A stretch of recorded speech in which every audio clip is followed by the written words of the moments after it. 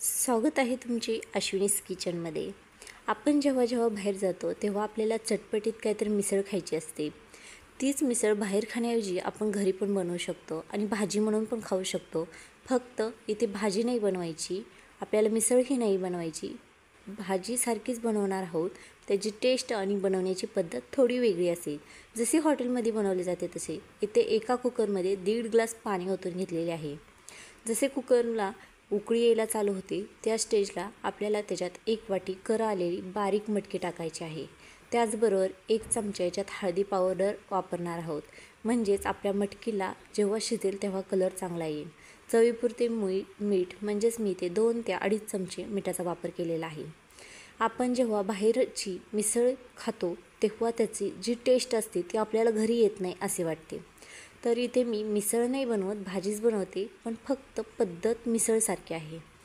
तर इथे मी काय केलेले आहे, कुकरच्या 2 शिट्ट्या काढून घेतलेल्या आहेत। जेव्हा आपण शिट्ट्या काढून घेतो तेव्हा मटकीचा जो अर्क असतो ना तो त्या पाण्यामध्ये येतो। त्याच्यामुळं जी आपली भाजी बनवतो तेव्हा त्याची पाणी असते भाजीचे, जो रस्सा असतो त्याला हा फ्लेवर मटकीचा येतो। त्याच्यामुळं आपली भाजी खाण्यास अत्यंत टेस्टी लागते।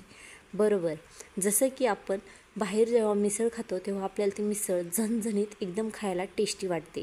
त्याच्यामुळं आपण प्रत्येक वेळेस खायचं म्हटलं की बाहेर जातो, घरी बनवायचा कंटाळा करतो, पण आताही फक्त तुम्ही 10 मिनिटात बनवू शकता। त्याच्यासाठी मी इथे एक कढाई गरम केलेली आहे। कढाईत तेल चांगले गरम झाले की मोहरी टाकायची। पटकन मोहरी टाकली की मोहरी तडतडली पाहिजे। थंड तेलात टाकली तर एक तडतडते एक नाही आणि दाताखाली करकर लागते, शिवाय कडवटही लागते।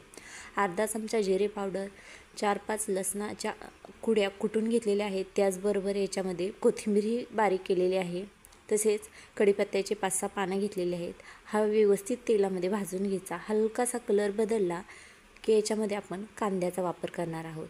तर इथे तुम्ही काय करू शकता, तुम्हाला जर मिसळच बनवायची असेल तर इथे कांदा आणि खोबरे तुम्ही थोडे भाजून घेऊन त्याचा मसाला बनवू शकता, पण मी साध्या पद्धतीने आणि वेगळ्या पद्धतीने दाखवत आहे। खायला सेम तेच लागणार आहे। कांदा इथे व्यवस्थित भाजून घेणार आहे। कांदा भाजण्यासाठी तुम्ही इथे थोडा मिठाचा वापर केला तरीही चालेल, का तर मीठ टाकले तर कांदा पटकन वापरला जातो। आता इथे आपला मसाला दोन्ही साईडने व्यवस्थित हलवून घेतलेला आहे आणि कांदा बऱ्यापैकी शिजून निघलेला आहे। या स्टेजला मी इथे अर्धे छोटे टोमॅटो टाकून घेणार आहे। तुम्हाला आवडत नसेल तरी स्किप केले तरीही चालेल, काही हरकत नाही आहे, टेस्ट आपली तीच राहणार आहे।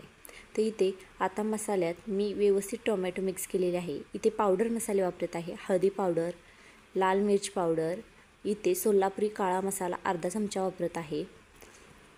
तुम्हाला तुमच्याकडे जो असेल तो वापरा। आता याच्यामध्ये मी चवीपुरते मीठ थोडेसे टाकलेले आहे, का तर आपण अगोदर मिठाचा वापर खूप केलेला आहे। आता तुम्ही पाहू शकता इथे मी कोणताही मसाला वापरलेला नाही आहे, पण टेस्ट आपली सेम तीच येणार आहे। झाकण ठेवून हा मसाला 5 मिनिटं शिजवून घ्यायचा। तुम्ही पाहू शकता मसाला किती छान शिजलेला आहे, याचा सुगंध खूप सुंदर येतो। तुम्ही वाटलेस तर धने पावडर वापरू शकता, गरम मसाला वापरू शकता, किंवा मिसळचा जो मसाला भेटतो तोही थोडा ॲड केला तरीही चालेल। आता इथे आपण जी शिजवून ठेवलेली मटकी होती ती पूर्ण त्याच्या अर्क म्हणजे पाण्याच्या अर्कासकट आपण ती याच्यामध्ये ओतणार आहोत। तर याला व्यवस्थित हलवून घ्यायचे। तुम्ही पाहू शकता त्याच पाण्यामध्ये जी मटकी शिजलेली होती आणि ती दोन्ही ओतली, तर मी इथे फक्त मटकीची भाजी एका साईडला आणि मटकी एका साईडला होऊ नये म्हणून फक्त 2 चमचे इथे मी शेंगदाण्याचा कुट्टा वापरलेला आहे। जर तुम्ही इथे भाजलेला कांदा आणि भाजलेले खोबरं तसेच थोडे टोमॅटो भाजून त्याची पेस्ट वापरणार असाल तर याची गरज नाही आहे पडणार। अशा प्रकारे त्याला छान उकळी आलेली आहे। तुम्ही पाहू शकता की किती सुंदर इथे बनवून भाजी तयार झालेली आहे, शिवाय खायलाही खूप टेस्टी लागत आहे। चांगल्या प्रकारे ते उकळून झाली की खूप सारी कोथिंबीर टाकून घ्यायची। ही भाजी तुम्ही पावासोबत जरी खाल्ली किंवा मिसळ पाव म्हणून खाल्ली तरीही चालेल, काही टेस्टमध्ये काहीच फरक नसणार आहे, फक्त बनवण्याची पद्धत थोडीशी वेगळी आहे। तर ही भाजी तुम्हाला कशी वाटली किंवा ही मिसळ कशी वाटली मला कमेंट्सद्वारे नक्की सांगा।